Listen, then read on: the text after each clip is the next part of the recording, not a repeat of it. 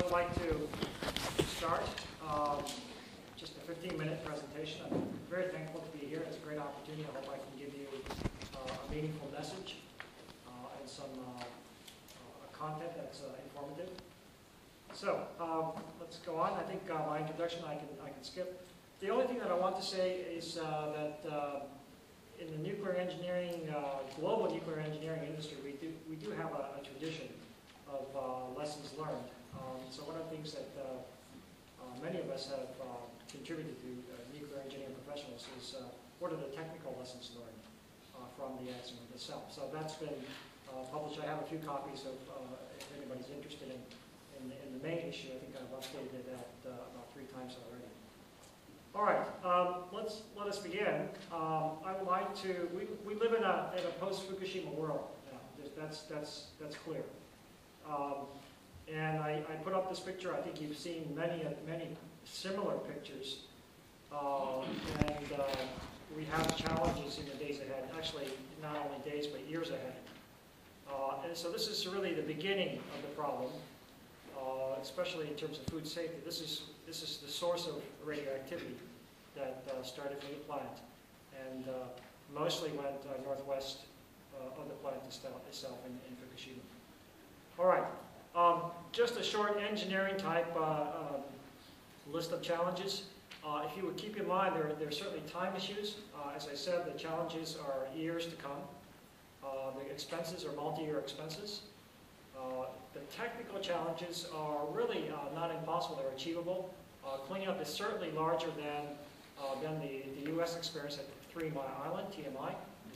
There is relatively to no experience in Japan, but we do have experience all over the world in the cleanup effort. So it's not an undaunting task in terms of the technical aspects. We do have a safety issue in terms of the nuclear plant site weathering. I mean, we go through weather cycles in Tokyo, typhoon, the rainy season. There's no guarantee that we will not have any more aftershocks or another quake. So there is a safety concern with the damaged plants in terms of structural integrity. We also have environmental and waste management challenges. We are generating more effluent. And keep in mind that we have not only on-site, meaning the plant site itself, but off-site, beyond the plant site. We have both challenges in terms of the effluent release, and along with that, the waste management, interim waste storage plan, implementation in conjunction with or ahead of the cleanup. You get to a point where you generate enough waste, you have to move it off-site. Where do you move it off-site from the site itself? So that's some logistical headaches that you have to plan well in advance for that. And lastly, in terms of the workforce, there's going to be a large workforce needed for the cleanup, a multi-year, very expensive cleanup. You need to certainly monitor the exposures of the workforce in the post-exposure health of those that workforce itself. All right, I think you've seen many similar images of the 10, 20, and 30 kilometer evacuation zones. This past weekend, we were, Professor Allison and I, we were in Minagisama, we were in Idaho, we were in Fukushima City.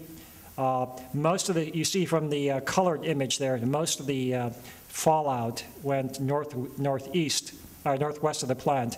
The black dot along the coast is Fukushima Daiichi. So. All right, so with that, we're gradually getting into the food safety area, but this is a picture that we took in the 2.66 microsieverts per hour level, was from the Itate, right in front of the Itate village city hall. And then we had a stop in Namie where we had 3 different survey meters. They were all reading about 0.55 or so microsieverts per hour. So I guess the point of that is that most of those agreed in the reading. All right, hotspots, like I said, with the maps. I think some comments there. We're still doing the hotspot mapping. Actually, it's going pretty well, I think. It certainly needs to be continued effort needs to be made in terms of mapping the hotspots. more data provides more resolution, and the people who are exposed to the hotspot areas or live in the hotspot areas or work should certainly have the option for radiation monitoring.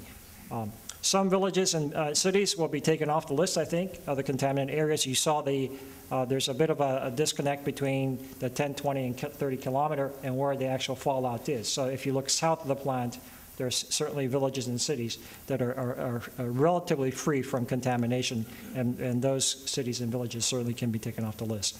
As far as the cleanup of the topsoil, that's certainly been in the news. Certainly needs to happen in a systematic and manner to make the areas safe. Whether that's actually needed in terms of the radiation levels as set at the moment, I think Professor Allison will address that. Locations for the safe redeployment of the soil must be established. We saw that some of the playgrounds have topsoil taken off, and there's a mound with a blue tarp of soil that's contaminated. They cannot really sit forever or for an extended amount of time in that location. So that redeployment of that soil needs to be planned for. All right, food safety in general. Let me transition further and further. I think you've been in Japan. You've seen since March 11th.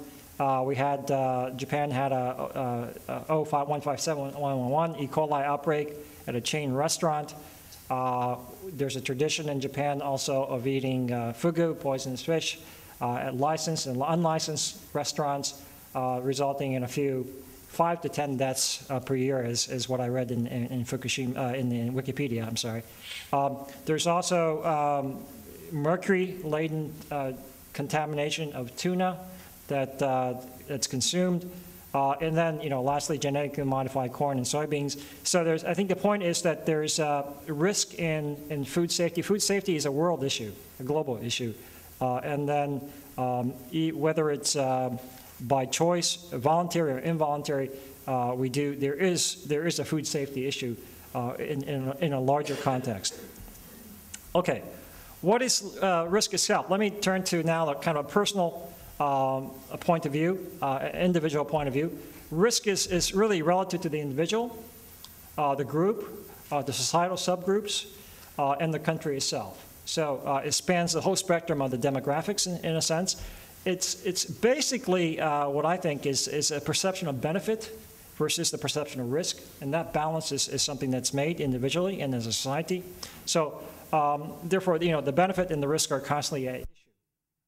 And I gave examples. I think also there's cigarette smoking, drinking alcohol, flying on a commercial airplane. There's certainly some non-zero risk there, or being a driver or a passenger in a car. So there's some research. I'm sorry about the resolution of the image, but there's one particular one that's of interest. There's called the risk map, comparing the risk perception and the perception of benefit in the U.S. versus Japan. It's different. The star data points are from the U.S. and the open circles are from Japan. The scales, or kind of the XY scales, are the vertical scale is the unknown risk, which is briefly defined as the fear of the unknown consequences. And then on the X scale, the horizontal scale, is the dreaded risk, or the dread risk, fearing the worst of consequences. So I think human nature says we fear nuclear weapons testing or nuclear warfare. Those are very far on the right in terms of fear of the worst consequences, and also in terms of fear of the unknown consequences. So there are other interesting points like cigarette smoking, downhill skiing, and you can see that they're slightly different for Japan versus the U.S. All right, moving on back to risk, but adding a new concept called resiliency. The biological makeup, I would say that it's self-evident that the biological makeup of the individual is unique. Each of us can and we do accommodate toxins differently. Resiliency is a concept that I would like to introduce. It's broadly defined as the ability of the body to accommodate and mitigate the negative health effects of toxins to which we are exposed to. One certainly tries to minimize the risk, but there's a different degree of resilience in each one of us. All right, and the health effects from ingested toxins, whether it's mercury or cesium-137 laden food items, may appear immediately to many years later. All types of cancers can be caused by toxins. Sometimes low risk or high resiliency is not enough to overcome cancer, for example. Many times it's sufficient. So there's resiliency is actually, I would say that there's not a scientific or medical way to forecast the resiliency of the individual. That's really beyond science at this point. All right, metrics. We often talk a lot about very complex issues. And being the kind of the professor that I am, I try to certainly give my students a sense of how to look at complex issues. Many times, complex issues can be just discussed in terms of the time factor, the number or the magnitude, which I call the N scale, the number scale, of length and area and volume. That's the L there, L times L is the area. The energy, whether it's energy of the ionizing radiation or the energy that has to be expended or energy that has to be generated for society, that's the E. And then the distribution is D. Where is the contamination? Where has it spread? It's really about where the contamination is. All right. Radiation and reason, kind of segueing into Professor Allison's of his book. As I said, there are many types of risk. We certainly do balance the benefit and the risk. Regardless of, I mean, the total effect of toxins in today's one ingests in today's polluted world, about 13% of the world deaths are from cancer. It's from Wikipedia 2007 data. I think I would ask that you not single out radiation. The human body has the ability to accommodate toxins, even radiation, and the body is resilient over time. And like I said, science does not understand everything in terms of the biological resiliency. Radiation detection and measurement is actually very good, but with more sensitivity in the measurement, you go to a higher end instrument, more expensive generally. Lower end instrumentation can give you misleading results. I certainly encourage from the individual, if you're interested, to do confirmatory and independent measurement, and certainly work with radiation measurement experts. As far as the health effects on children and women of childbearing years, it's very difficult to do. You know, if you understand anything about testing on human subjects, this is really a daunting task of childbearing years subjects. You really run straight against the ethical wall. So the conservatism that many of us in the nuclear profession and health physics areas, we use, tradition says that we use a 1/10 rule, whatever that limit that we use for adults, we take 1/10 of that. But that conservatism should not be, probably, we should really look at that conservatism again. It maybe should not be 1/10.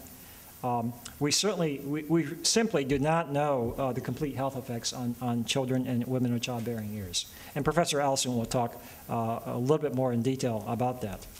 All right, I think we had a recent headline from Professor Anzai. I think that the thing that struck me the most was the most important issue of, right now is the sense of trust. So this is really not about the contamination, but along with the contamination is a matter of trust, and based on the psychological fear and the perception of risk versus benefit. So that certainly needs to be, I feel that needs to be addressed. All right, so as far as an action plan in terms of food safety for the individual, fear, we should certainly recognize that fear is a factor. We certainly need to cross-check the information. I would advise that we be vigilant, and then learn concepts keep in mind the concepts of risk and resiliency, these metrics, the time, length, energy, distribution, and number scales. And then for all parties, we certainly need to reestablish trust in terms of the risk communication, effective risk communication, and I think I wanted to go beyond, a little bit beyond the risk communication itself to substantiate a commitment from both sides that we need to reestablish the trust in the public sector.